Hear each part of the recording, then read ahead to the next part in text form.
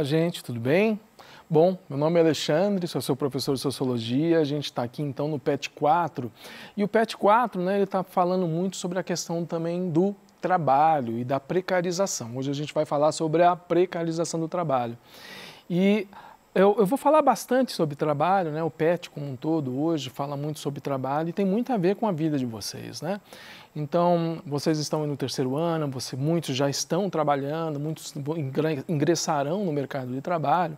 Então, vamos dar uma olhada crítica no que vem a ser trabalho, e a nossa relação que a gente pode empreender com relação à precariedade, tá bom? Então, vamos lá. Para a gente começar essa discussão, eu acho que vale a pena a gente procurar no dicionário o que vem a ser precário. Eu procurei aqui em um dos dicionários e encontrei isso. Vamos lá.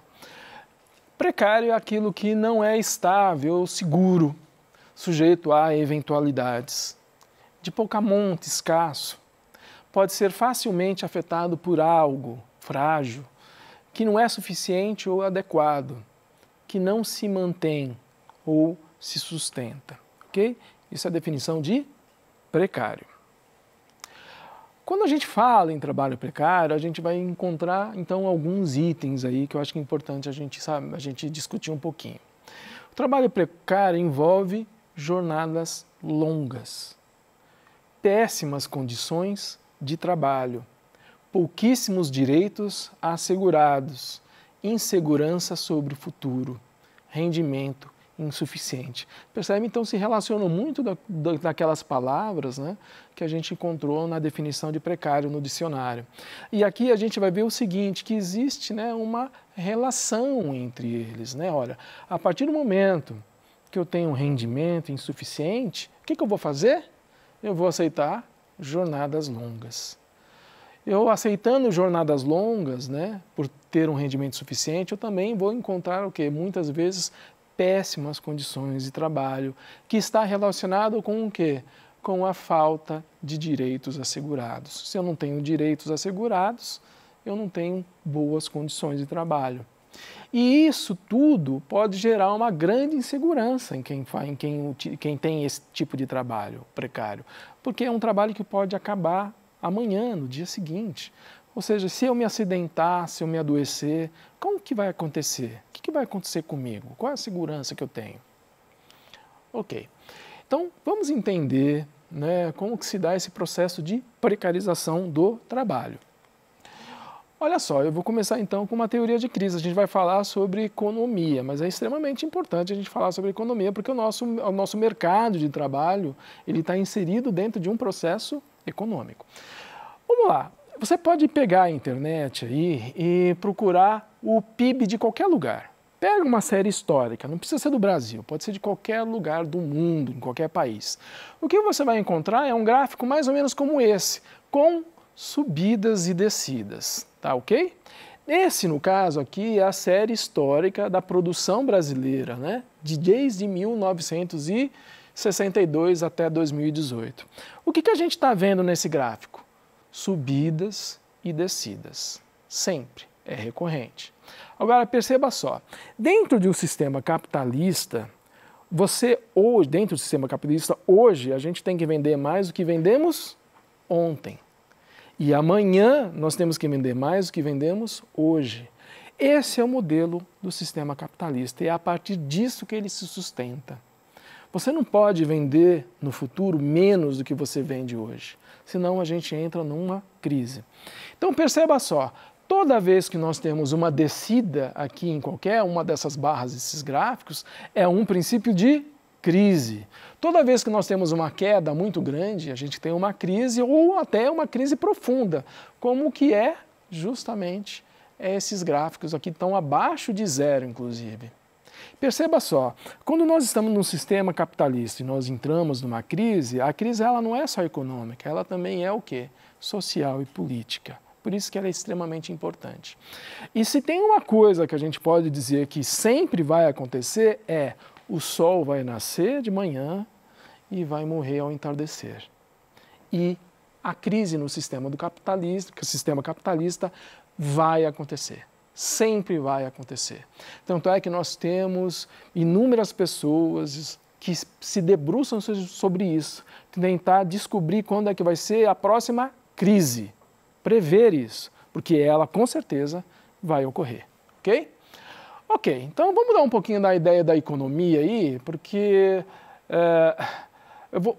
imagina o seguinte, imagina que uma pessoa tem um determinado produto, ele fabrica, ele vende aquele determinado produto numa região que não tem concorrência, ok? Quando isso acontece, o que ele pode fazer? Ele pode colocar o preço que ele quiser, ele é o único que tem aquele produto, quem quiser compra com ele, então ele vai colocar o preço que ele quiser, ok? Ok. Tendencialmente, o que acontece? Ele coloca um preço alto. Mas, veja só, quando naquela mesma região surgem concorrentes, o que ele vai ter que fazer? Ele vai ter que baixar o preço. O nome que a gente dá isso, né, na teoria liberal econômica, é o que se chama de mão invisível. O que seria essa mão invisível? É o mercado se autorregulando. Ora, aqui a gente tinha um problema, preços muito altos. O mercado regulou isso, fez com que os preços fossem ajustados, ok? É a mão invisível do mercado regulando aí as coisas. Olha só. Ok, mas então era só eu que vendia quando eu tinha lá a concorrência, agora não sou mais eu, então eu vou ter que baixar esse preço. O que eu faço para baixar o preço e continuar lucrando?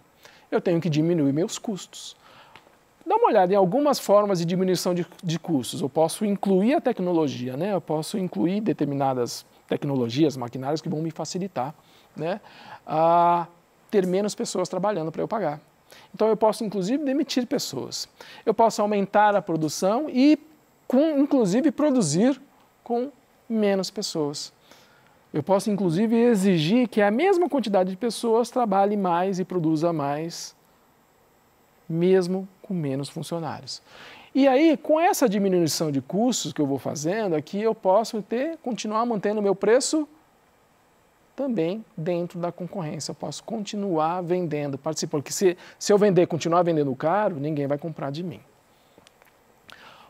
Ok, e de repente quando a concorrência se torna extremamente grande, é muita agora, tem muita gente vendendo, os preços vão cada vez diminuindo mais. Dá uma olhada aqui, valores cada vez menores, ou seja, preços de venda cada vez menores, significa o quê? Que também os lucros são menores. Quanto menor o preço, quanto mais eu reduzo o preço, também menor é o meu lucro, tendencialmente. Ok, e aí pode acontecer o seguinte, a gente cair nesse círculo vicioso aqui, ó. Por mais que eu tenha baixado os meus preços, né, pode ser que o consumo não aumente ou não se mantenha. Olha, eu baixei meus custos, eu baixei meu preço, mas mesmo assim as pessoas não estão comprando. Por quê? Porque pode ter diminuído o interesse, aquele produto era interessante ali naquela época, agora as pessoas não querem mais comprar aquilo. Ou então pode ser que aquela região ali onde eu vendo aquele produto esteja passando por um processo de desemprego. E quando as pessoas estão desempregadas, elas não têm dinheiro, se não têm dinheiro elas não vão comprar, então eu não consigo também vender. Aqui então, o que eu vou ter? Aqui nesse quadro de baixo, um excesso de produção. Eu tenho o produto, mas ninguém está comprando. Muito produto, poucas pessoas comprando, eu tenho o quê? Um excesso de produção. E aí, qual que é uma das formas que a gente tem, né? De tentar diminuir ainda mais o preço, diminuindo ainda mais a margem de lucro. Só que aí a margem de lucro vai ficar tão pequenininha, que eu não vejo mais motivo para produzir. E aí o que acontece, se eu não tenho mais motivo para produzir? As empresas quebram, eu quebro. A partir do momento que acontece esse momento de crise, então, o que a gente vai ter? A gente vai ter pessoas desempregadas, fábricas fechadas, as máquinas, né, sem funcionar. E aí a gente tem o início, então, de um processo de precarização do trabalho. Por quê? Porque, apesar das pessoas perderem emprego, as fábricas fecharem, não foi todo mundo, né, que perdeu dinheiro. Tem gente com dinheiro guardado, tem gente que ganhou dinheiro nisso. Quem tem dinheiro guardado agora pode comprar as máquinas mais barato, porque elas estão sem funcionar.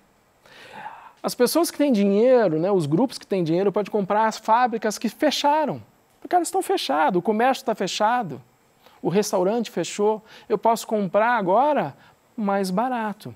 E eu posso comprar, inclusive, mais barato o quê? Além das máquinas, além das lojas, das fábricas? Os empregados. Os empregados agora se tornarão mais baratos. Por quê?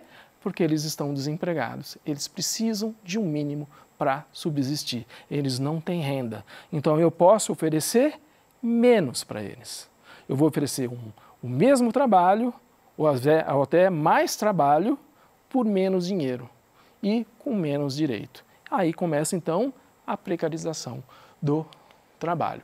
Então a gente tem esse conjunto aí, né? Crises econômicas, né? Menor consumo, menor oferta de trabalho, somado, né, às perdas de direitos e à informalidade, ou seja, informalidade, aquela ideia de que, olha, eu vou te oferecer um trabalho, mas eu não vou oferecer os direitos não, você vai trabalhar sem carteira assinada. Tudo isso acaba estando envolvido com a precarização do trabalho, ok? Mas aí você pode se perguntar, mas agora, nós estamos em um período de crise de produção? O que você acha? Bom, eu peguei esse dado aqui também do IBGE, de maio de 2020. Eu só fiz um círculo aqui, eu não fiz o círculo nem no número que mais chama a atenção, mas vamos manter só no primeiro para ficar mais fácil.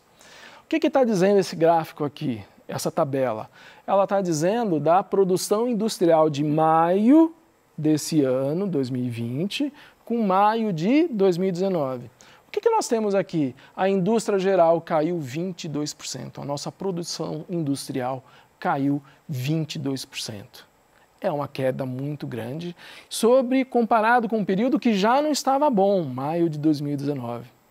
Lembra que a gente estava conversando que no capitalismo a gente não pode produzir e vender menos do que anteriormente? A gente tem que sempre manter essa constância de mais produção e mais venda e mais dinheiro circulante? Então nós estamos num período de crise econômica. E isso vai afetar o quê? Os nossos empregos. Dá uma olhada nesse gráfico aqui. Eu vou falar ele um pouquinho mais com calma, que esse gráfico também é do IBGE e ele é de maio desse ano. O que eles fizeram? Eles pegaram uma série de trabalhos e juntaram eles em alguns grupos, tá? E foi ver o que está acontecendo com esses trabalhadores, né? O rendimento deles. A primeira coisa que a gente vai ver então nesse gráfico é que todo mundo perdeu dinheiro durante esse mês de maio, durante o período de pandemia.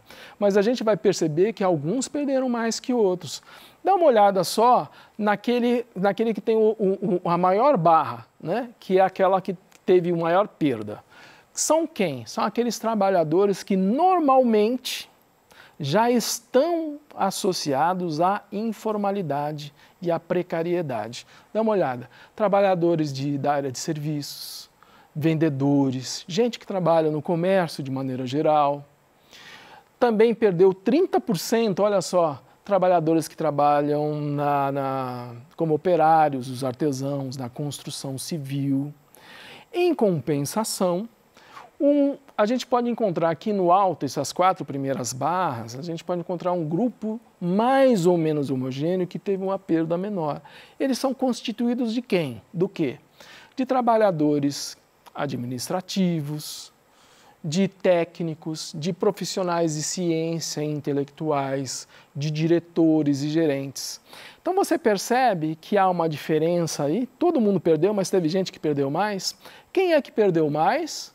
Aqueles que fazem um trabalho mais manual, ou seja, aquelas pessoas que tiveram menos oportunidade de tempo de estudo, né, que fazem um trabalho mais manual ou que está mais associado ao trabalho precário, tiveram uma maior perda, que são, né, as pessoas da construção civil, que trabalham no comércio, no varejo, esse tipo de coisa. E os outros profissionais, aqueles que tiveram oportunidade de mais tempo de estudo, ou seja, que estão menos associados ao trabalho informal, eles tiveram uma perda muito mais reduzida, ok? Então essa questão de educação, de informalidade também está associado aí. Trabalhos manuais estão muito mais associados a um trabalho precário e trabalhos intelectuais estão muito menos associados a essa precariedade, ok? Por isso que esses últimos foram menos afetados. Agora, vamos dar uma olhadinha aqui num grupo extremamente reconhecido como fazendo parte de trabalho informal, que é o que a gente chama de outros serviços, né? Que vai congregar aquela ideia de cabeleireiros, tratamento de beleza, serviços pessoais, atividades artísticas, esportivas, de recreação. A queda chegou a 50%. Nós sabemos que esses grupos aqui de trabalhadores estão muito associados ao trabalho manual e ao trabalho informal, trabalho precário. A perda deles foi a maior de entre todos. E a gente vai ver que essa perda desses trabalhadores informais, dos trabalhadores precários, também afeta inclusive aqueles que a gente achava que ia ter uma maior demanda. Por exemplo, nós sabemos que as pessoas que trabalham com entrega, com delivery, esse tipo de coisa, eles estão muito associados ao trabalho informal, ao trabalho precário. Perceba só que mesmo durante esse período de pandemia, em que a gente imaginava que eles iam ser uma demanda maior, uma procura maior pelo trabalho deles, eles tiveram uma perda de rendimento de 18%. Percebe então como que isso a gente pode considerar como um trabalho precário? E aqui, gente, a gente vai então entrar numa outra seara, num outro conceito, a ideia de uberização do trabalho. Eu acho que todo mundo já ouviu falar nisso daí. Uberização do trabalho, né? Parecem novas formas modernas de se relacionar com o trabalho. E aí a gente tem essa ideia, será que essa uberização, ela tem a ver com empreendedorismo ou tem a ver com gestão de sobrevivência? É a única solução que eu tenho. O que vocês acham? Perceba só, a uberização, né, ela tem esse discurso do empreendedorismo. Então, acho que vale a pena a gente dar uma olhada no dicionário. O que está escrito lá? O que é empreendedorismo? Se você procurar lá, vai estar escrito assim, olha, empreendedorismo é a capacidade de projetar novos negócios ou idealizar transformações inovadoras e arriscadas em companhias e empresas. Eu pergunto para você se essas pessoas, esse processo de uberização, realmente tem a ver com empreendedorismo. Vamos dar uma olhada, então, no que a Ludmila Bilho fala. Ela é a coordenadora da pesquisa Uberização e Empreendedorismo. Quem quiser saber um pouco mais sobre a pesquisa, está lá no Instituto Perseu Abramo. O que ela vai dizer? Ela vai dizer o seguinte, a instabilidade permanente vira uma forma de vida para esses trabalhadores que estão na informalidade. Essas pessoas fazem inúmeras coisas ao mesmo tempo e pode mudar tudo no dia seguinte. Isso que estão chamando de empreendedorismo nada mais é que uma gestão para garantir a sobrevivência. Se a pessoa que está na informalidade não fizer isso, ela morre. Então perceba que ela está dizendo que, olha, isso não tem a ver com empreendedorismo, essa é a única solução que ele tem e essa é uma solução precária.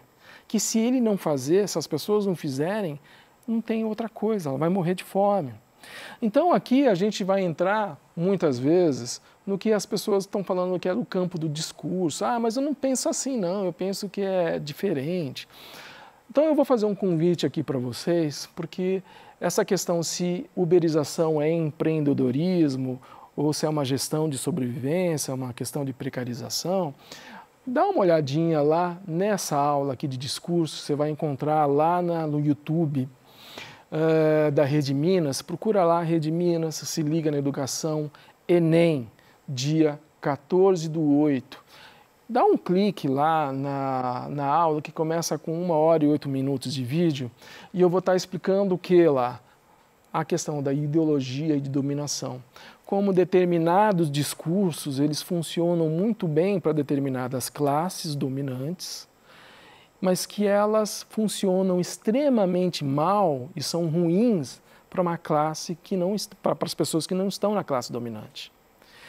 Mas esse discurso dominante é tão forte, que essas classes aqui embaixo sequer percebem a força da violência que tem esses discursos de dominação, esses discursos ideológicos.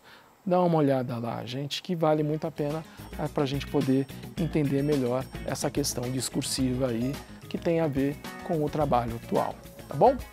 Gente, muito obrigado, espero que vocês tenham gostado, acompanhem as outras aulas, é isso aí.